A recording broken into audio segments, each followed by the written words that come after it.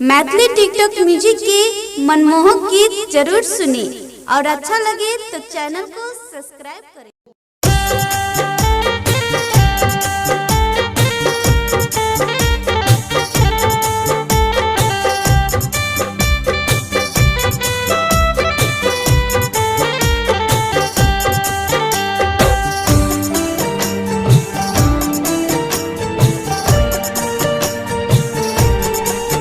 मस्ती के चैत महीना में,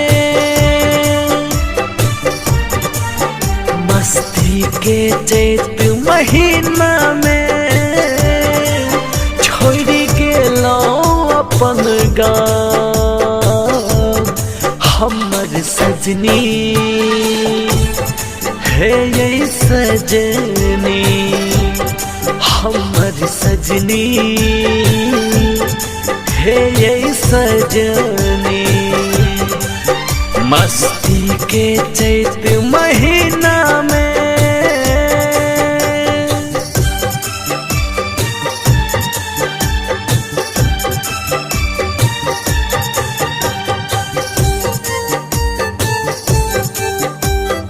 presented by Maithili TikTok music.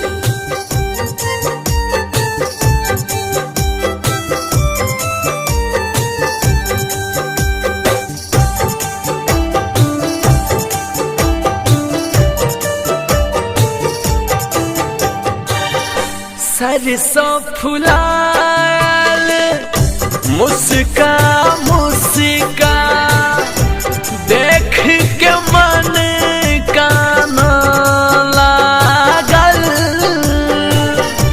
देखलौं घुर का आहा कया तक पछिया हवा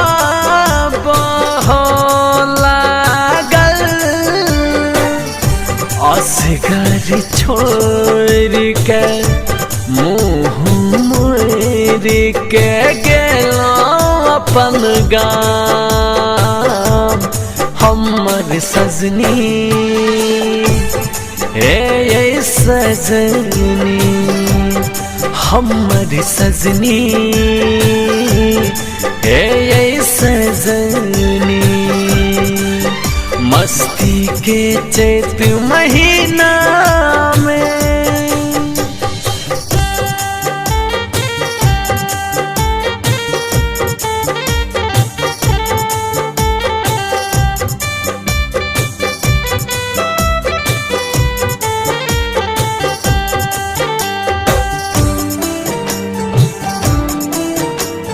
डीजे कृष्णा यादव।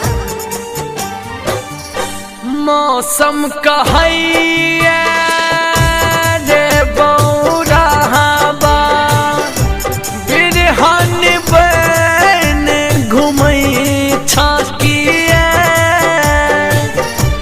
महसूस करू बीतल दिनक भेल मतलबी दुनिया।